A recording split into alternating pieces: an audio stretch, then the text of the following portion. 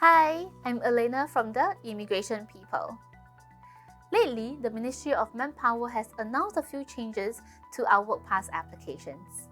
This is in addition to the increase in minimum qualifying salary requirements for S-Pass and EP holders.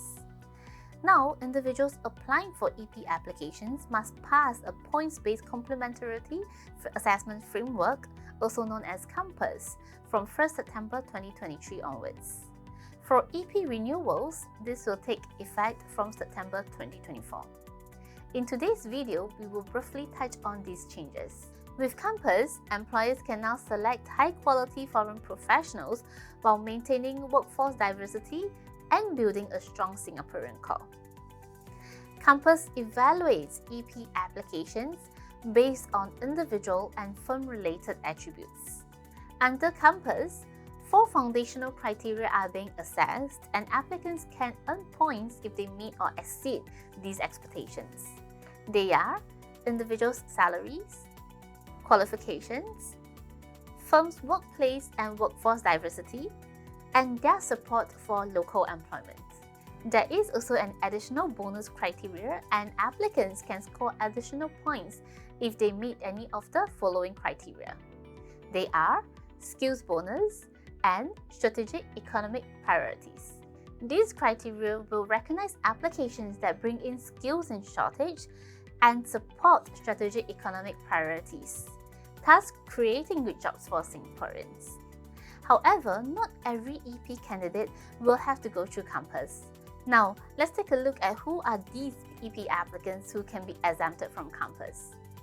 Firstly, if you are an individual earning more than 20,000 Sing dollars in your fixed monthly salary, or if you're applying as an overseas intra-corporate transferee, or if you're filling in a role on a short-term basis. The next change would be the minimum qualifying salaries for work pass holders. The last change in our minimum qualifying salaries for work pass holders happened in year 2020. However, from September 2022, new EP applicants will have to meet a minimum qualifying salary of $5,000. For those in the financial services sector, their qualifying salaries will also increase from $5,000 to $5,500. For older EP applicants, the salaries will also increase progressively with their age as well. For S-Pass applicants, the minimum qualifying salaries will be raised in 3 phases. The first phase will happen in September 2022, whereby the minimum salary will be raised from $2,500 to $3,000 per month. For those in the financial services sector, it will be raised from $3,000 to $3,500 per month. The second phase will happen in September 2023, and last phase will happen in September 2025. With all these changes and the frequency of the changes in our work pass policies, we can only anticipate and foresee that it will be harder and harder for a foreigner to retain or secure their work pass in Singapore. Let us share with you our thoughts why. Let's say if you're a work pass holder whose pass is about to expire, your company may face challenges or issues in having your pass renewed because of the minimum qualifying salaries or because of quota. Your company may replace you with a local employee because of all the new schemes rolled out by the Singapore government to encourage local employment. Next, if you have just renewed your work pass and think that you have another 2 to 3 years to stay in Singapore, you may not face any issues now. But have you thought about your future here? What if your employment is unstable? Or what if your company does not wish to renew your pass after it expires? You will only have 1 month to stay in Singapore after your pass has been cancelled or has expired. What will happen to you and your family if you wish to continue staying in Singapore for the long term? You can avoid all these uncertainties and potential problems if you were to make a right decision now, which is to apply PR for you and your family for the much needed stability.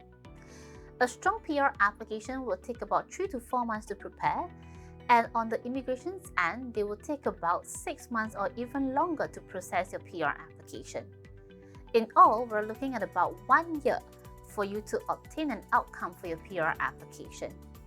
Hence, if your employment is stable now for at least a good 1 to 2 years, Do the right thing and apply for your PR now. Once you secure a Singapore PR status, not only there are many other benefits that you can enjoy, but most importantly, you will not have to be affected by these constantly changing policies with the work passes. Hence, as mentioned, attaining and retaining a work pass in Singapore will just get more and more challenging and not as easy as before. All these work pass policy changes will impact you greatly as a foreigner. These changes in the policies and regulations will not stop here, as the Singapore government has mentioned many times that they are here to protect the interests of our local workforce and to ensure the quality of our foreign workforce will be comparable to the local ones. If you're a foreigner today and you love and enjoy staying in Singapore, you really need to sit down and think about it, make a decision before all these changes kicks in. If you're still unsure about what to do, feel free to contact our immigration consultants. Let us analyze your profile for you and let you know when is a good time for you to apply for PR and how to increase your chances of getting an approval. Alright, and that's all for today. Before you go, click the like button, share our video, and remember to subscribe to our channel so you don't miss out on our weekly video updates. Thank you, and I'll see you next week.